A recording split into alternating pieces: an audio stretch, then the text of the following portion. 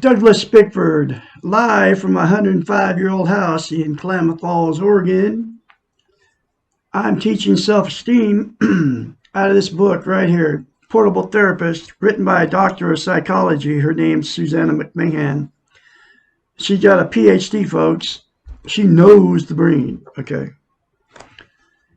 This book will teach you to have a healthy mind. And the first thing it teaches is how to have self-esteem, okay?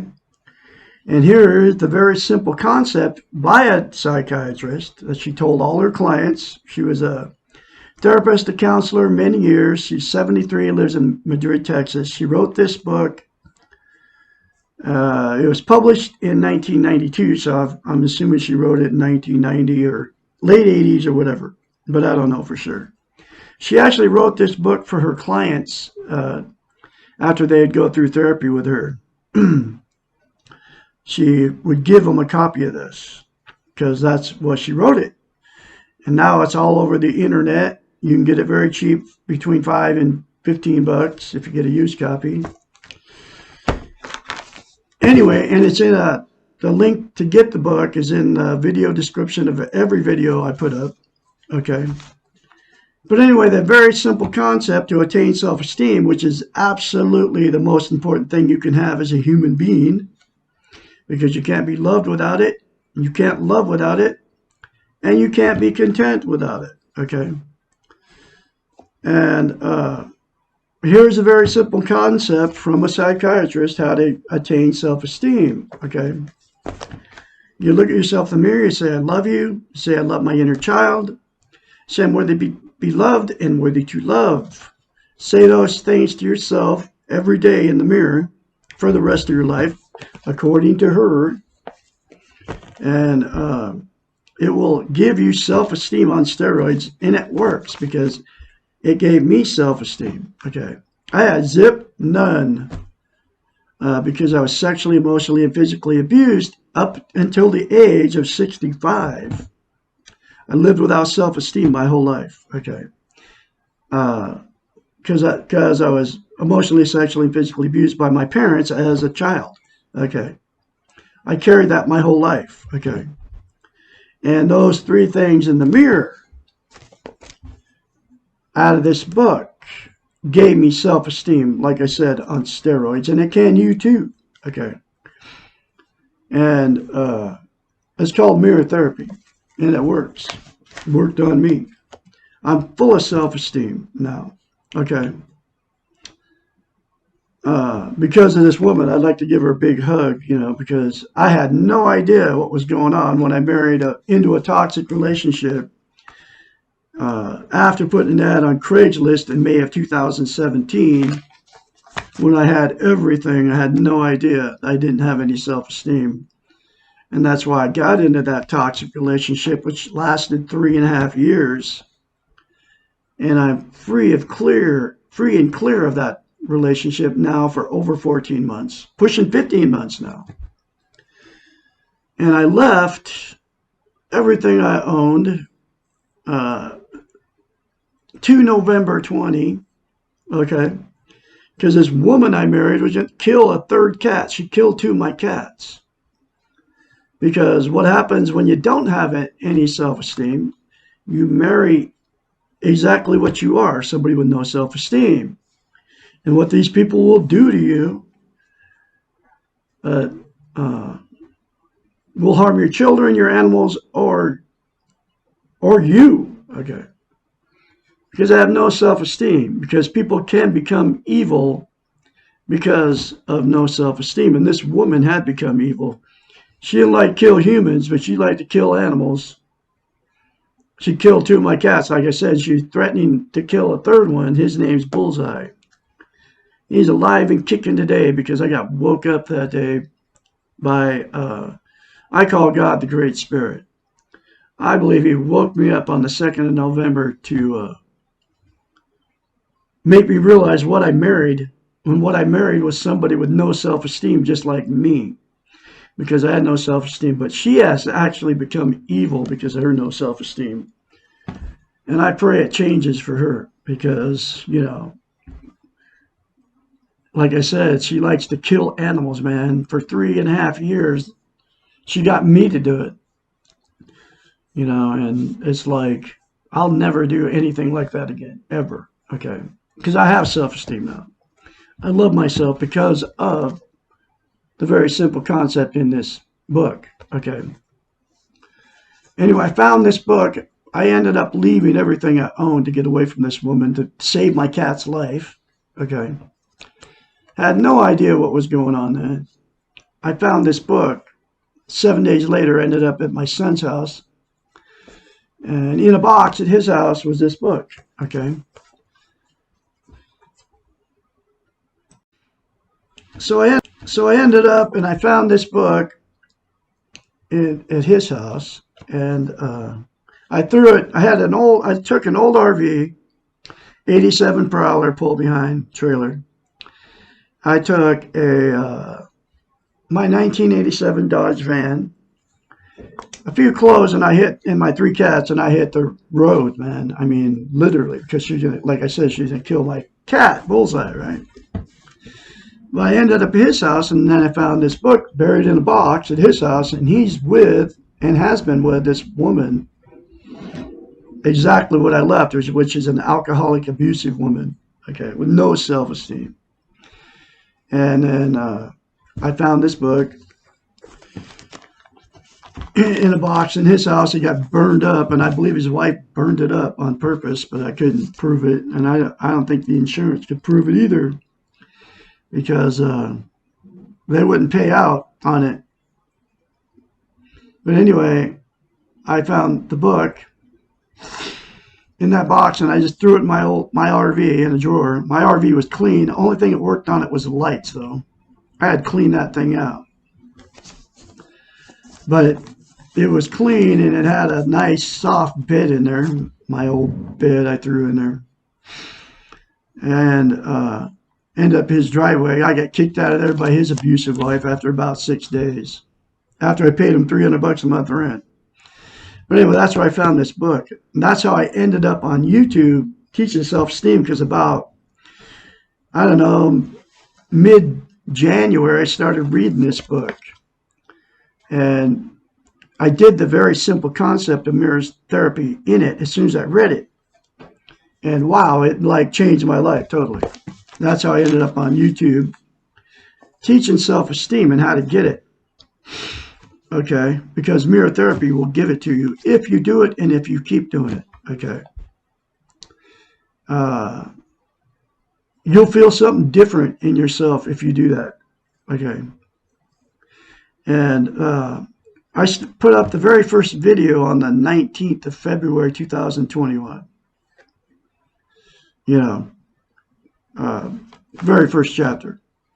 I didn't know what I was doing then, but I know what I'm doing now. But anyway, so the thing about self-esteem is, right, you can't love without it, and you can't get love without it, and you also cannot be content. And she knew this, okay, so that's why she had her clients go home and say, I love you in the mirror. Because she knew they didn't have any self-esteem, and she knew that by telling them that, to say it to themselves in the mirror, that it would give them self-esteem. That's why she told them to do it. And that's why she knows that mirror therapy is very powerful. And the reason it's very powerful is because you cannot lie to yourself in the mirror, okay? You can't look dead straight in your eyes and say, I love you, and she knew that. And that's why she told him to do it in the mirror, okay? And so it's very easy for you all out there, I used to do the same thing. When you get in front of the mirror every day, we all are, okay, to say bad things about yourself, or to think them when you're in front of the mirror in the morning. Most of us in front of the mirror every morning. Woman put your makeup on, a man shaving, right? So you can easily say bad things, criticize yourself in front of the mirror, no matter what it is. Whether you say you're ugly, I got wrinkles, we all get old, so, we get wrinkles, and that's the way it is, because we're all human beings, we're all imperfect, unlike what the TV shows us. Okay. Anyway, so you can't lie to yourself in the mirror, so you can easily say what you believe about yourself, which is bad things. Okay. I tell you to say, I love you in the mirror, and you cringe. And you know why that is? Because you don't love yourself. I can't do that. That's what you think. Because you don't love yourself. Because you can't lie to yourself in the mirror. So you easily say bad things about yourself because that's what you believe about yourself, because you're not lying to yourself in the mirror. Do you understand what I'm saying here? So the very first time you do it, folks, like me, you have to force yourself to do it because you don't love yourself. Just say it. Force yourself to do it. And then the more you say it, the more you'll believe it, and the more you'll feel it if you say it in front of the mirror.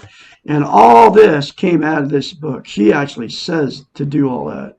Because when you do it the very first time, okay, it's going to be very strange. You won't want to do it because it's so strange. By me even telling you to do that, you're like, I'm not doing that. Because you can't lie to yourself in the mirror. That's why you're saying that to me.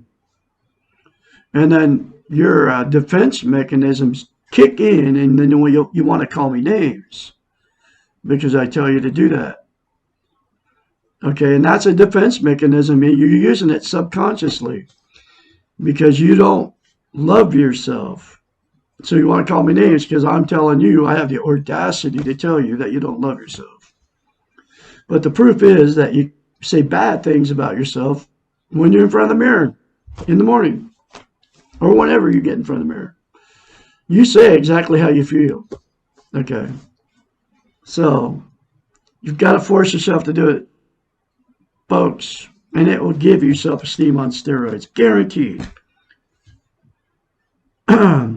So you can't love and be loved without self-esteem, right? That's why you've been married more than once. That's why you've had many relationships, failed relationships, because if you can't love and be loved without self-esteem, that means you will get exactly what you are. Like me, I've been married 4 times because of no self-esteem. All the women I married didn't love themselves, so you turn toxic to each other. You start fighting and arguing with these people. The sex goes bad. All of it, okay? Because you don't love yourself. You have to love yourself first before you can ever have a healthy relationship. You can be in relationships all day long, but you'll always turn toxic to each other if you don't love yourself first before you go in, okay? And this whole book talks about how we've been trained, and she wrote the book in 1992, trained not to have self-esteem. So they have taken our self-esteem away from us on purpose, and they're using that television to do it. All the media back in the 90s and the 80s. She wrote this book before Facebook was ever even around or any of the social media. So it's 100 times worse now with Facebook, how they're taking away our self-esteem, okay? And they're doing it on a massive scale, okay? That's what Facebook's all about, Facebook, okay? Because nobody talks about reality on Facebook. And the reality is we all live and we all die. And life is full of pain and life is full of fear. That's the reality. That's the reality we live in, folks.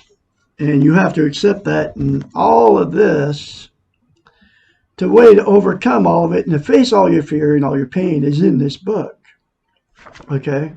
Every chapter will teach you something. That's why you got to get the book. It's in a link. And the video description, every video I put up, it's very cheap, between $5 and $15. I don't know if I already told you that, but anyway, get the book. So can't be loved and loved without it, like I said, self-esteem. So then you get yourself in toxic relationships. Either you split up or you stay in these toxic relationships for years.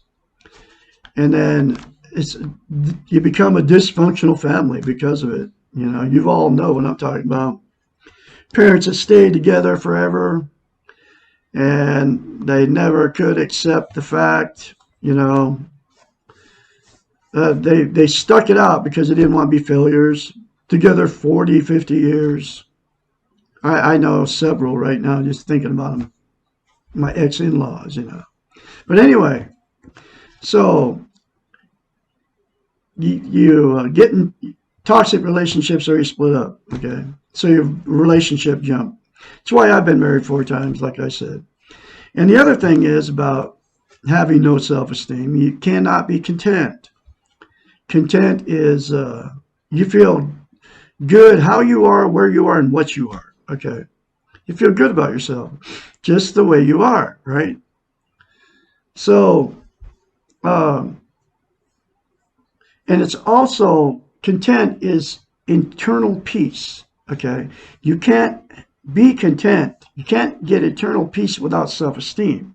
And those 3 things in the mirror will give you self-esteem. But what people do, since they don't have any self-esteem, to try to be content, try to have eternal peace, is use drugs, alcohol, sex, food, TV, religion, another person, material possessions, or money. There's 9 things that people use to try to be content, try to have eternal peace, right? Internal peace. And the 9 things, none of them will work, okay? Drugs, right? And you can include caffeine and nicotine as one of the drugs. Caffeine's a stimulant, and nicotine's like calms you down. It's like an opiate, okay? And they're both classified as drugs. Marijuana, you know, heroin, all the illegal methamphetamines, all the opiates that are out there, you know, mushrooms, you know, LSD, all of it, okay? And then you can include all the prescription medication that you get from your doctors, you know, the downers and the Valiums, and, you know, there's just hundreds of them, right? You use them to make yourself feel better, okay? And the problem with it is, number one, you get addicted to the drug because you use it all the time. Then you have to have it to try to feel better. And it's always temporary. So you have to do more and more to keep to feel good, right? To keep that good feeling going. Alcohol, exact same thing. It doesn't matter where you get it from. Beer, wine, you know, hard liquor. You get the warm, fuzzy feeling, and then that goes away, and then you drink more to get the warm, fuzzy feeling again. Okay? It's always temporary. Never lasts. So then you get addicted to alcohol because of it. Sex, exact same thing, right? You have sex, you feel good while you're having it, and then it's always temporary. You quit having sex, you know. And then a lot of people use drugs or alcohol to enhance the sex, right? So then you get addicted to the sex, and you know what I mean? It's just a vicious cycle, okay? But then you get addicted to sex too, because you're trying to make yourself feel better. Food, exact same thing, right? You eat, you're hungry, you eat, and then it makes you feel good to eat, so you overeat, okay? Trying to make yourself feel better. And you do feel better when you're eating, right? But then you overeat, and then you become overweight, and then you feel worse about yourself because now you're overweight, right? You can see it all around you, man. You see people are overeating, so they don't feel good about themselves everywhere you go, you know.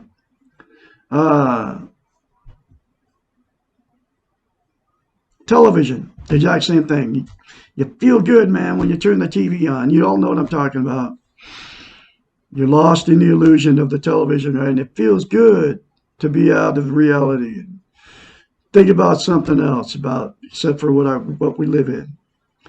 But then you get addicted to TV because you feel good sitting there in front of it, right? And then you'll sit there for hours. There's a lot of people sitting there for hours in front of the TV because it's making them feel good about themselves. But the problem is it's always temporary. As soon as you turn it off, you don't feel good anymore. So then you have to watch more TV to feel good. Material possessions, the exact same thing.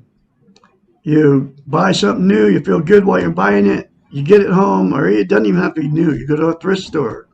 You buy a bunch of stuff that you don't need because it's cheap. That's why you buy it at a thrift store. You take it home, you put it in a closet or cupboard, and you never see the stuff again. Because while you're buying it, you feel good, okay? But then you get it home, that feel good goes away.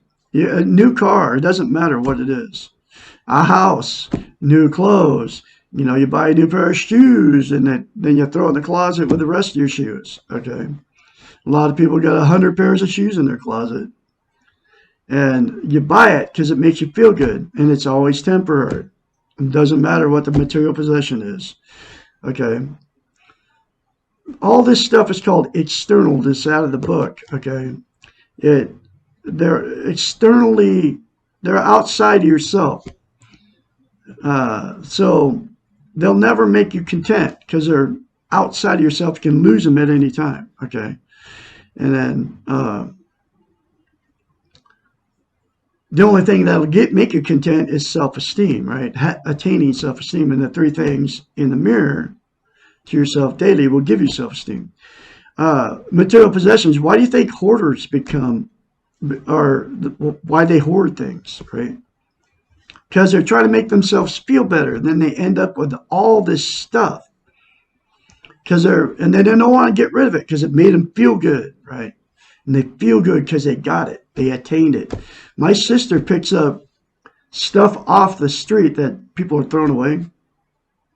And she keeps it, even at like clocks and stuff that don't work. So it's in her house. Just because it makes her feel good to have stuff, right? So she's getting her happiness from stuff, even though it doesn't work. It's in her house and it doesn't work, okay? And she picked it up off the street in front of the dumpster or whatever, okay? Anyway, people, right? You get a new relationship. It doesn't matter. It could be 100th relationship, could be your 10th, it could be your second marriage or whatever. But when you first meet the person, right, it's like all new and it all feels good, man. You feel great. You're bragging to your friends, man. I met the love of my life. You're telling people we're never going to be separated. We're going to stay together till we die. And we're soulmates. We were meant to be together. God made us meet on purpose. And then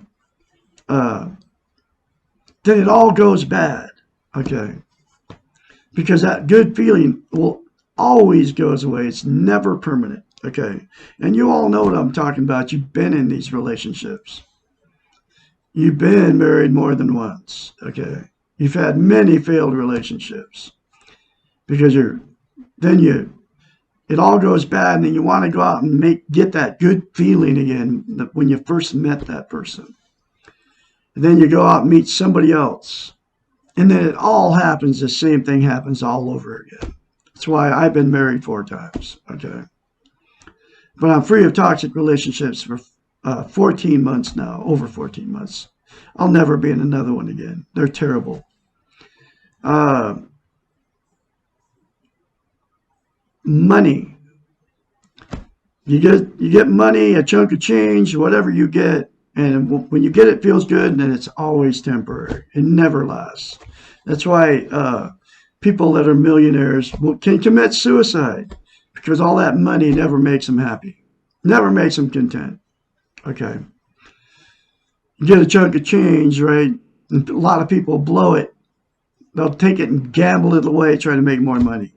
I know 2 people. One guy had $50,000 got from his mom when she died, or I think he took it to You know, they got all these, in the bar, they got these video poker machines. Oregon lottery, right? He went and blew $50,000. He told me he did this. 50 grand. And there's a lot of people doing it. Another guy, you know, met a woman on Facebook. This is in Klamath Falls here. $90,000. He met this woman. She has a palm reading business in Las Vegas. Some gypsy woman. And he was trying to get her to like him or whatever. He gave her 90 grand. Instead of taking that money. And he sold a house to get that 90 grand. He sold a house to get that money.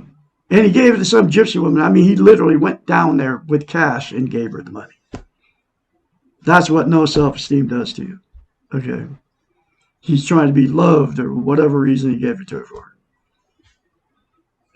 Anyway, that's money. It's always temporary. It didn't even make him happy to get that 90 grand. You know, for a moment, and he thought he was going to buy his happiness with that woman, I guess. I don't know. He told me he never even had sex with her. Oh, he'd seen her like 4 times. And she told him all these big promises. Oh, I'm going to make you lots of money from that money.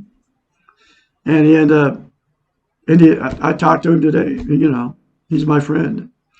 And he's like, well, I made a huge mistake, you know, no kidding. But he's getting ready to go over to Vietnam, man. He's going to get another chunk of change. He's going to sell his house and everything. And he's got a beautiful house, I mean, here in Klamath Falls. He's got it almost paid for. And, you know, he's going to sell everything else. He's head for Vietnam. He wants one of them girls, those young girls, because he's 74. He wants one of them young girls over there that will marry him for his money. Okay. And then he'll be with a young girl, right? And they're doing it like crazy in those countries. And he's going to lose it all if he does a... You can't talk to these people. You can't even tell, you know. Anyway, that's money. It's always temporary. It never lasts. But I'm going through the book, The Portable Therapist, 1 chapter at a time out of this book. And here is the next chapter.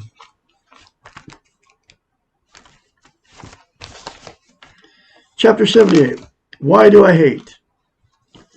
Hatred can be conceived as unresolved anger, unfulfilled needs, unacknowledged pain, which have been externalized onto another person or situation or internalized into ourselves. We tend to hate people who harm us or withhold what we want or need. We hate people who victimize us. When we are victims, we hate ourselves for being weak and powerless. We hate the concept of unfairness because it makes us feel hopeless and out of control. We hate the fact that we cannot be perfect, and we hate our vulnerability in the world. We begin by hating others, and we end by hating ourselves.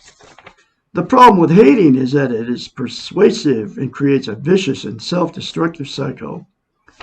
It is the opposite of acceptance. No matter how deserved the hatred may be toward someone else, our hatred is part of ourselves and eventually turns against us and destroys our own spirit and self-esteem. It is very difficult to love ourselves unconditionally when there is hatred inside of ourselves. Hatred is like the rotten apple in the barrel. Unless the rot is removed, it spreads to all the good apples. The best way to deal with hatred is to resolve the anger, fulfill the needs, and acknowledge the pain. Accept that you hate and work on letting go of this hatred. Do not waste your time and energy in justifying why you hate or denying that you do hate, and do not look for support of your hatred because you will probably find it. Hating something or someone will never change a thing or the other, but it will change you in a destructive way. Stop focusing on the thing that you hate and refocus on yourself. Look for other feelings that comprise the hatred. Become aware of the sadness and the anger and the fear that are involved in your hating. Acknowledge these feelings, but do not try to control them. Remember, you cannot control your feelings, but you can control how you express them or act on them. If you feel sadness in your hatred, cry. Grieve what you're missing and let the pain pass. It will once you have dealt with it. Do the same with anger. Yell, jump up and down, beat up your pillow. Write angry letters that you'll never mail. Share your anger with some neutral or supportive person who encourages you to feel without acting rashly upon your feelings. Anger, like all other feelings, will pass if you acknowledge it and let it go. It will become impossible to hate if you no longer feel anger, sadness, or fear, or neediness. What is left you hate when you have taken care of your feelings and needs? If you hate someone because of the way that person is in the world, then you're involved in judging behaviors. You are saying that you are right and the other is wrong. You are good and he or she is bad, and you know and the other does not.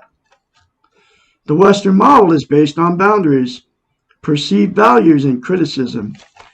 It holds the assumption that we can achieve perfection and that we are in competition with others.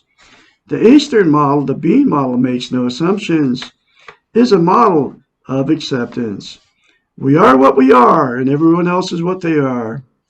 We are responsible for ourselves, and when we hate, we are responsible for our hatred. We cannot control anything except ourselves, but we can choose to stop hating. Others will not change whether we hate them or not. There will always be pain and injustice and unfairness in the world. Our hating will only add more negativity to the world, which is already overloaded with destruction. Our acceptance and lack of hating may not change all the negativity, but it will change our own. We may not be able to clean up the cesspool, but we do not have to add to it. We can let go of the hating. It does no good. Another very powerful chapter for you folks. I'm going to have another chapter for you tomorrow, which will be What Can I Do When Others Hate Me? Chapter 79. Remember to say the 3 things to yourself in the mirror daily. It will change you from the inside out. It will give you self-esteem, self-love, self-confidence, self-worth. It will change your world, but it won't change the world. You're all born good. You will leave good if you accept that you're good. I can be your mentor. 458-232-5238 is my phone number. Call me anytime, day or night. You all have a great day, and I'll have another chapter for you tomorrow.